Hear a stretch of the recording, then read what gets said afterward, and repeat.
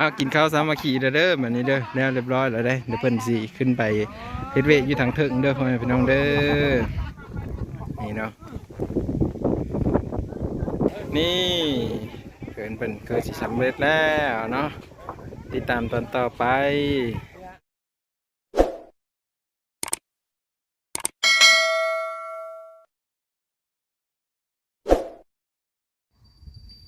สวัสดีครับสบายดีพี่เอฟซีทุกคนนะสบายดียามเช้าเมื่อนี้จะพาไปเบิ่งพ่อแม่พี่น้องเพิ่นจะตั้งเหินเนาะตั้งเหินของน้องสาวลี่อะไรพ่อของเพิ่นนะกักเก็บไว้แล้วเนาะแต่ว่าเพิ่นจะ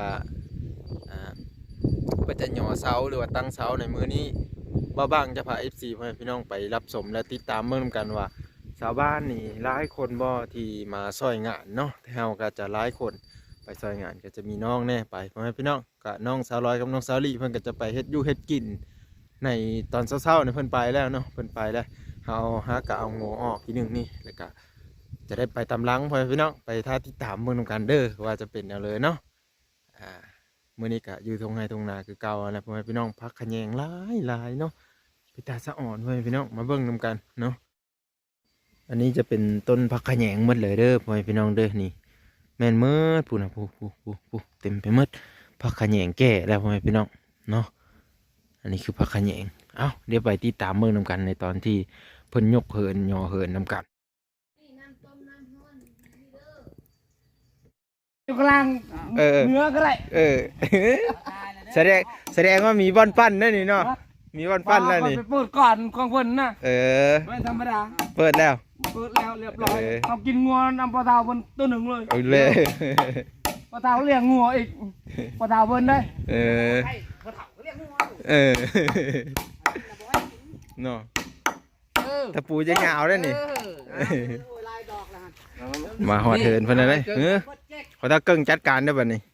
ตะปูสั้นนี่ตะปูยาวได้แบบนี้ได้โยกคือเอียงเลยมันนี่มันของเอียงโอ้แล้วก็แทะสายตาป้าตุ๊เจ้าจักเสื้อน้ำเทงยักบ่เจ้าฮะเสื้อยังไม่ได้เสื้อน้ำเทงโยนตอนนี้โอ้ยเท้าเกิ้งแล้วเสื้อน้ำเทงแล้วเนี่ยน้ำเทงไหม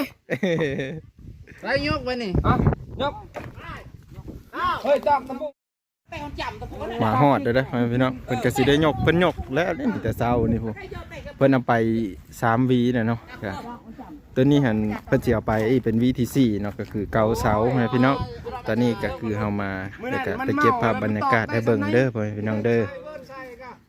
ใส่สัตว์มันยังเอาเสือผูกไว้อย่ามันหลุดเพิ่มโอ้มันหลุดเดี๋ยวจะเอาสีน้ำต่อเนี่ยมันจับมาห้อยมันบริยูนะให้ตาภาพผู้นึงเด้อตัวนั้นก็ขึ้นแล้วเด้อเดี๋ยวเพิ่นจะเอาตัวนี้ไปอีเด้อบัดนี้มางี้นะเด้อเชื่อเยี่ยบอกให้เช่าทั้งหมดเช่าเพื่อสอยเพื่ออันนี้ก็คือตังแล้วพี่น้องยอขึ้นแล้วเนาะหามขึ้นใส่แห่งงานคนเลยโอ้เพิ่นก็ใหญ่เติบอยู่พี่น้องแสดงความยินดีนะเพิ่นเด้อตัวนี้เด้อ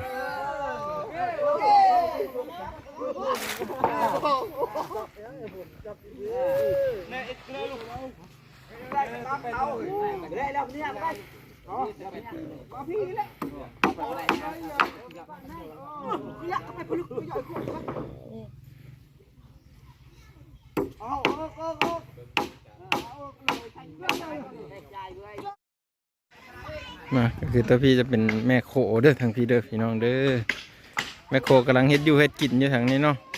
แม่โคก็ตื่นแต่เด็กแต่เช้าเด้อพี่น้องเอ้ยนี่ผู้นี้เอาน้องบ่ผู้นี้สวัสดีก่อนนบมือสวัสดีเป็นเอาน้องไว้พี่น้องเบิ่งน้องเพื่อกระย่านละผู้แล่นละพุ่นเลยน้องลี่มาแต่เด็กน้องมื้อนี้เนาะมาแต่เด็กแต่เช้าเด้เฮ็ดอยู่เฮ็ดกินพี่น้องเอ้ยกำลังสีเฮ็ดเพื่อเลิศนะขอบคุณมาผักเนาะ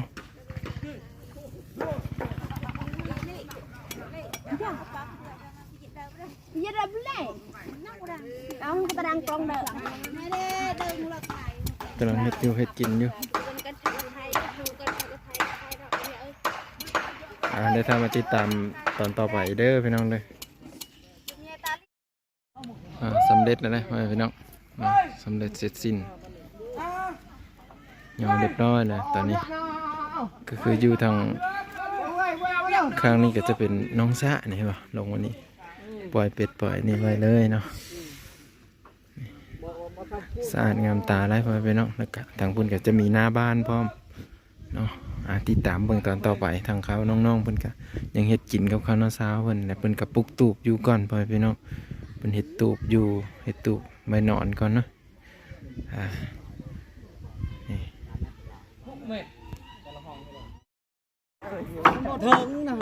มีเทิงมันโคตรเนาะแหงมีเทิงมันไม่ได้จังหวะมันเห็นไหม มันไม่ได้สู้มันตาโจลิขนมเอ้ยขนมตาอยู่ขนมไม่ตาอะไรสิเนี่ย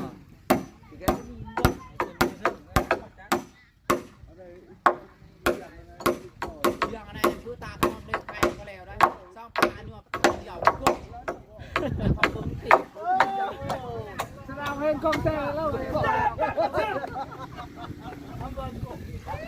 ไม่ได้เดียวเน็ตบูเลยเฮ้ยกูได้บะอันนี้กันกูเจอดูดองดูเลยขับเอามุกดอกกระโบนเนี่ย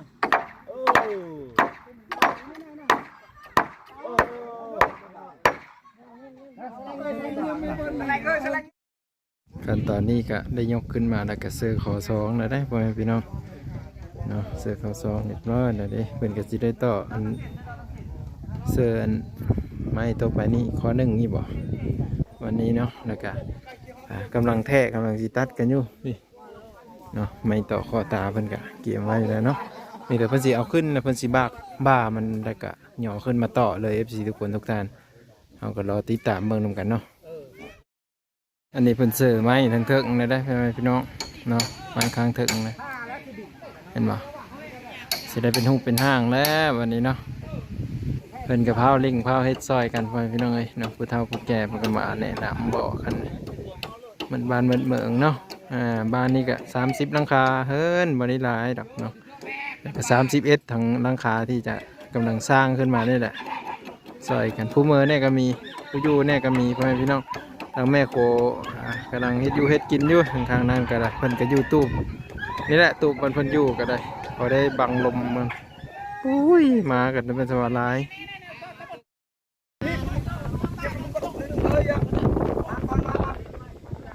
ใส่ประกันคือว่าลูกมือถือทางมือถือเขาก็ต้องถามไป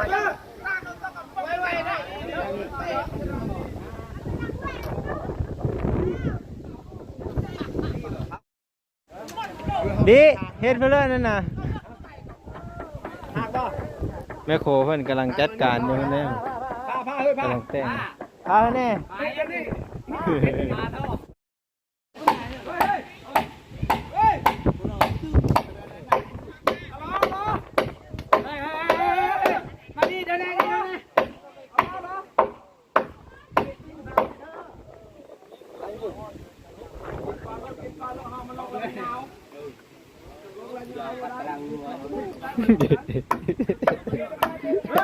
เออ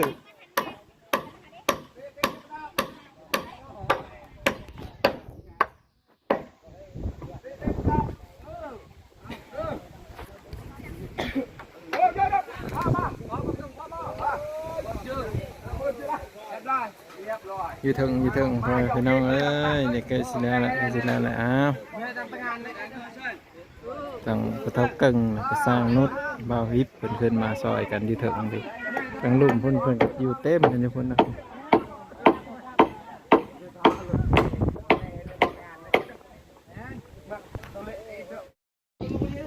เป็นแต่งผ้าขาวผ้าน้ำไปเฮ้ผู้ที่มาซอยเฮ็ดเวียกเฮ็ดงานเด้อพี่น้องเอ้ย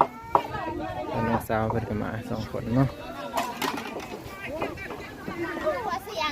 เฮ้ยเจ้าน่ะมาแต่เช้าเนาะเจ้าก็ได้เห็นป่ะเจ้ากำมาเนาะแม่โกเพิ่นกำลังแต่งผ้าขาวผ้าน้ำอยู่ทางนั้นป้าตีถูกมีทั้งก้อยปลาซิวพร้อมได้พ่อแม่พี่น้องผักกาดก้อยปลาซิวหลายอยู่ในกินมื้อนี้นะเนาะ เพิ่นกำลังเฮ็ดอยู่เฮ็ดกินอยู่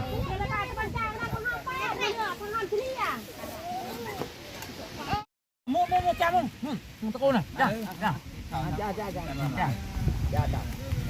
tiếp sau đi này nhà in khảo bữa này bữa này tại này tiếp khảo đó bữa nay không kèm nữa ơi thôi không kèm đâu bữa nay đâu bữa nay đâu bữa khơi đây đâu bữa khơi đâu khơi này khơi thì nhăn khơi bây giờ thì nhăn khơi pa pa xìu nhà pa xìu chứ làm xìu là khơi thì nhăn đâu được khơi này เด้อปลาซิวเด้อต้ม này không Bà chợ bực ai? đưa đây Mẹ con ra tụi mình chiều chụp ban không nào? ทางนั้นเด้มีหรือเปล่านี่เด้อนี่เด้อ này cho bơ thôi Để ra cái thằng bơ. Chứ thải cái bơ như thì chỗ này á. เอามาทางกลางนี่เอา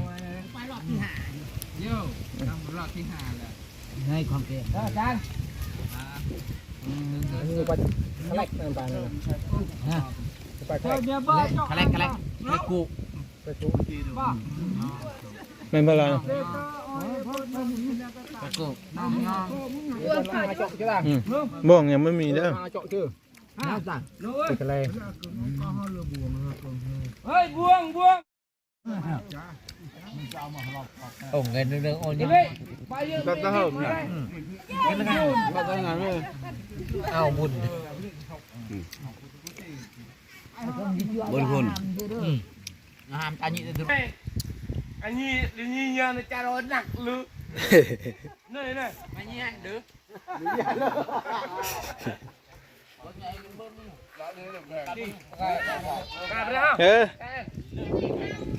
กินแล้ว เด้อจานไป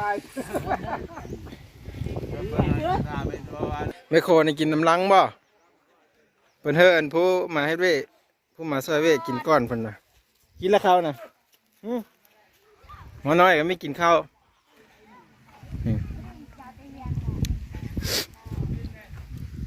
เฮ็ดเพิ่นเลิศนี่ฮะวันนั้นเช้าทุกอย่างบ่กินแล้วข้าวน่ะโอ้สิได้ขึ้นมาอยู่ถึงได้บัดนี้เนาะวินได้อยู่เป็นคนป่าได้บัดนี้เด้อเป็นคนเข้มทางได้ มาแล้วเนาะมันขึ้นมาอยู่ถึงได้บัดนี้เมื่อคืนนี่เย็นอยู่บ่เมื่อคืนนี่หนาวคักอยู่บ่ลมพัดที่เล่นนี่เพิ่นได้พากลางในกลางอยู่ในคอยไปเนาะเห็นบ่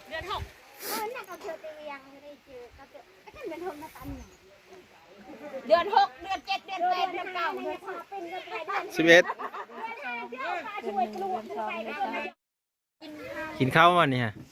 สวัสดีนะแม่สวัสดีก่อนFC มากินข้าวนะแม่กินข้าวก็เพิ่มมื้อนี้ กินข้าวกับลาบเป็น ปิ้นมาแล้วที่มอเฮวองนี่เอิญFC มากินข้าวน้ำแน่แหละมากินข้าวน้ำเด้อวันนี้พอดู มากินข้าวดู มากินข้าวน้ำเบาเฮวองเด้อไปเอาอีที่ตั้งอี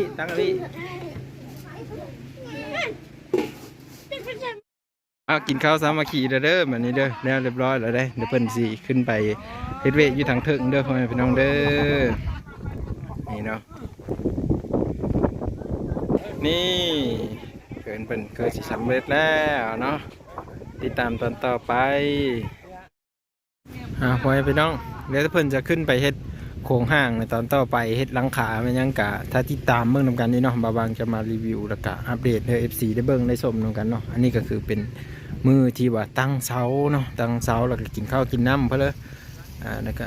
ถ้าติดตามเบิ่งวิดีโอต่อไปเด้อพี่น้องเด้อก็คือเพิ่นจะเฮ็ดเป็นโครงห้างขึ้นมาเนาะเป็นหลังคาขึ้นมาอันนี้เพิ่นจะเตาะไม้ขึงยึดไว้ก่อนเนาะพี่น้องเนาะFC มีความคิดเห็นแนวใดเนี่ยก็คอมเมนต์มาใต้คอมเมนต์เด้อนะครับบาบางจะมาอัปเดตให้เบิ่งแล้วก็ตามFC เนาะได้คอมเมนต์มาแล้วพ่อแม่พี่น้องที่ตามเบิ่งวิดีโอต่อไปเด้อ